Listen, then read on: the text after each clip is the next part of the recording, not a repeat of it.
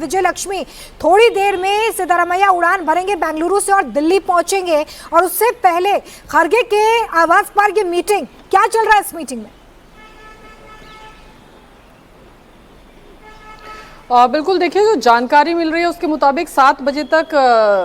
सिद्धारमैया जो है वो दिल्ली पहुंच जाएंगे। सबसे पहले कर्नाटक भवन जाएंगे और फिर उसके बाद मल्लिकार्जुन खड़गे के आवास पर ही उनकी बैठक होगी जिसमें वो तमाम नेताओं से मुलाकात करेंगे। लेकिन वो दिल्ली पहुंचे उससे पहले एक बड़ी अहम बैठक इस समय मल्लिकार्जुन खड़गे के घर दस राजा जी मार्ग पर चल रही है, जिसमें नेता विपक्ष राहुल गांधी मौजूद हैं, केसी वेणुगोपाल कांग्रेस संगठन महासचिव हैं और कांग्रेस अध्यक्ष के साथ ये बैठक चल रही है। तो इसमें आगे की रणनीति कैसे हो, कैसे और कहां पर अकोमोडेट किया जाए सिद्धारमैया को, क्योंकि आज प्रेस कॉन्फ्रेंस में भी उन्होंने कहा और जो मिनिस्टर्स के साथ मीटिंग थी ब्रेकफास्ट, उसमें भी उन्होंने कहा कि दिल्ली जाने का कोई एम्बिशन नहीं है, नेशनल पॉलिटिक्स में कुछ करने का कोई एम्बिशन नहीं है। कांग्रेस का जो प्लान था उनके लिए उसमें यही था कि वो दिल्ली जाएं और आगे जाकर के उनको नेता विपक्ष की जिम्मेदारी राज्यसभा में दी जाए, जो कि अभी मल्लिकार्जुन खड़गे के पास है। लेकिन उनके पास 2 महत्वपूर्ण पद हैं, वो राष्ट्रीय अध्यक्ष भी हैं और इसके अलावा नेता विपक्ष भी हैं राज्यसभा में। तो कांग्रेस पार्टी का जो ओरिजिनल प्लान था वो यही था कि उनको दिल्ली लाया जाए, राज्यसभा से सांसद बनाया जाए